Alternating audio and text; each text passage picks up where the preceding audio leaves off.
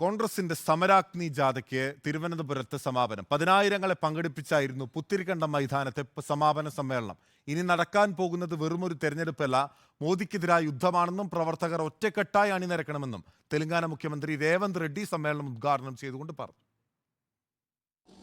NDA എന്നാൽ വിഭജനമെന്നാണ്. ഇനിയൊരു മണിപ്പൂർ ആവർത്തിക്കാൻ പാടില്ല.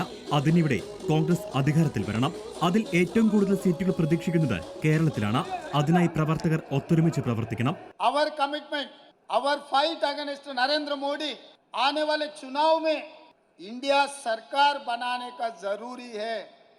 अदरवाइज जो मणिपुर में हुआ था, Bharatiya Janata party state government and central government, they have killed hundreds of people.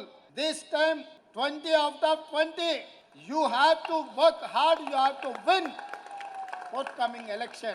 Kerala സർക്കാരിനെയും ആഞ്ഞടിച്ച് Revanth Reddy. I don't find any difference between BRS and Kerala government, Kerala state government.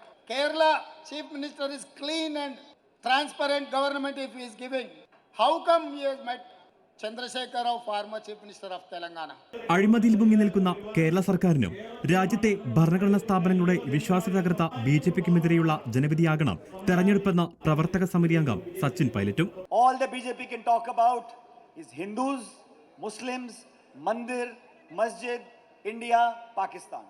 Ask them any question, that is the only answer they have.